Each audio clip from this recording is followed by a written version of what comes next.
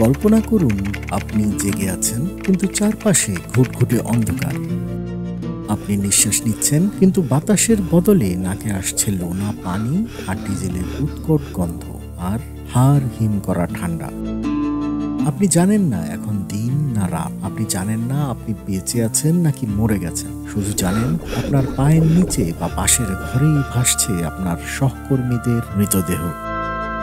এটি কোনো হরর মুভির দৃশ্য নয়, এটি 26শে মে 2013 সালের বাস্তব ঘটনা। আটলান্টিক মহাসাগরের 100 ফুট গভীরে ডুবে যাওয়া এক জাহাজের ধ্বংসস্তূপে টানা 3 দিন, হ্যাঁ ঠিক শুনেছেন, 72 ঘন্টা আটকে ছিলেন এক নাইজেরিয়ান যুবক, নাম তার হ্যারিসন ওকেন। বিজ্ঞান মতে যার মরে যাওয়ার কথা ছিল কয়েক ঘন্টার মধ্যেই, তিনি কিভাবে 3 দিন ধরে মৃত্যুর সাথে পাঞ্জা লড়ে ফিরে এলেন, চলুন শোনা যাক সেই অবিশ্বাস্য গল্প। দিনটি ছিল 26শে মে, ভোর তখন 4:30। হ্যারিসন ওকেন কাজ করছিলেন জ্যাকসন 4 নামের একটি টাগবোটে। নাইজেরিয়ার উপকূল থেকে 20 মাইল দূরে জাহাজটি উত্তাল সমুদ্রের সাথে লড়াই করছিল। অধিকাংশ ক্রু তখন ক্যাবিনে গভীর ঘুমে। হ্যারিসন ছিলেন বাথরুমে। হঠাৎ বিকট এক শব্দ, মনে হলো যেন কোনো বিশাল দানব জাহাজটিকে ধরে উল্টে দিয়েছে। মুহূর্তের মধ্যে জাহাজটি উল্টে যায় এবং পানির নিচে তলিয়ে যেতে শুরু করে। হ্যারিসন ছিটকে পড়েন। বাথরুমের দরজা খুলে তিনি বের হওয়ার চেষ্টা করেন, কিন্তু করিডোর তখন পানির নিচে। চোখের সামনে তিনি দেখলেন তার 3 জন সহকর্মীকে পানির তোড়ে ভেসে যেতে। তিনি জানতেন না ওটাই ছিল তাদের শেষ দেখা। জাহাজটি সোজা গিয়ে আছড়ে পড়ল সমুদ্রের তলায়, ভূপৃষ্ঠ থেকে প্রায় 100 ফুট নিচে।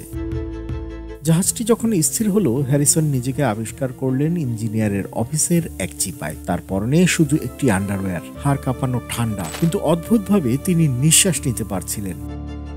কারণ জাহাজটি উল্টে যাওয়ার সময় সেখানে একটি 4 ফুটের এয়ার পকেট বা বাতাসের বুদবুদ তৈরি হয়েছিল। প্রকৃতির এক অদ্ভুত খেয়ালে এই সামান্য বাতাসটুকুই ছিল তার লাইফ সাপোর্ট।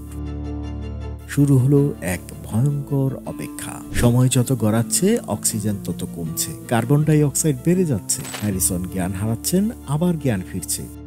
সবচেয়ে ভয়ঙ্কর ব্যাপার কি জানেন? শব্দ। নিস্তব্ধ অন্ধকারে হ্যারিসন শুনতে পাচ্ছিলেন অদ্ভুত সব শব্দ। তিনি পরে বলেছিলেন তিনি শুনতে পাচ্ছিলেন বড় বড় মাছ বা হাঙ্গররা জাহাজের ভেতর ঢুকছে এবং অন্য কেবিনে থাকা মৃতদেহগুলোর সাথে ধস্তাধস্তি করছে। তিনি ভয়ে কুঁকড়েছিলেন, ভাবছিলেন এই বুঝি আমার পালা এলো। ক্ষুধা নেই, তৃষ্ণা নেই, আছে মৃত্যু ভয় আর লবণাক্ত পানি। বাঁচার আশা যখন প্রায় শেষ, তখন হ্যারিসন বাইবেলের লাইন আওড়াতে শুরু করলেন। 60 ঘন্টা পার হয়ে গেছে। উদ্ধারকারী দল বা ডুবুরিরা এসেছিল, কিন্তু কাউকে বাঁচাতে নয়, তারা এসেছিল শুধু মৃতদেহগুলো উদ্ধার করতে। কারণ এত সময় পানির নিচে কেউ বেঁচে থাকতে পারে না। ডুবুরিরা একের পর এক মৃতদেহ বের করছিল। হ্যারিসন জাহাজের দেয়ালের ওপাশ থেকে হাতুড়ির শব্দ শুনতে পেলেন। তিনি বুঝলেন কেউ এসেছে। তিনি দেয়ালের গায়ে বাড়ি দিলেন, কিন্তু কেউ শুনল না। ডুবুরিরা চলে যাচ্ছিল। মরিয়া হয়ে হ্যারিসন পানিতে ডুব দিয়ে সাঁতরে করিডোরের দিকে গেলেন। তখন তিনি দেখলেন একটি আলোর রেখা। একজন ডুবুরি পাশ দিয়ে যাচ্ছে। হ্যারিসন হাত বাড়িয়ে দিলেন। ডুবুরিটি একটি হাত দেখতে পেল। সে ভাবল এটি আরেকটি মৃতদেহ। সে হাতটি ধরতে গেল, আর ঠিক তখনই হাতটি তাকে খামচে ধরল। কল্পনা করুন ডুবুরির অবস্থা। 100 ফুট পানির নিচে যেখানে সবাই মৃত, সেখানে একটি মৃতদেহ তাকে জাপটে ধরেছে। ডুবুরি ভয়ে চিৎকার করে উঠল, he is alive, he is alive. হ্যারিসনকে খুঁজে পাওয়া ছিল মিরাকল, কিন্তু তাকে ওপরে আনা ছিল আরেক চ্যালেঞ্জ। তিনি এতটা সময় পানির এত গভীর প্রেসারে ছিলেন যে তাকে হুট করে উপরে তুললে তার শরীরের নাইট্রোজেন বুদবুদ হয়ে রক্তনালী ফেটে যেত। ডুবুরিরা তাকে বিশেষ হেলমেট পরালো, তাকে একটি ডাইভিং বেলে করে উপরে আনা হলো, কিন্তু সাথে সাথেই তিনি মুক্ত বাতাসে যেতে পারলেন না। তাকে একটি প্রেসার চেম্বারে আরো 2 দিন রাখা হলো, যাতে তার শরীর স্বাভাবিক চাপের সাথে মানিয়ে নিতে পারে।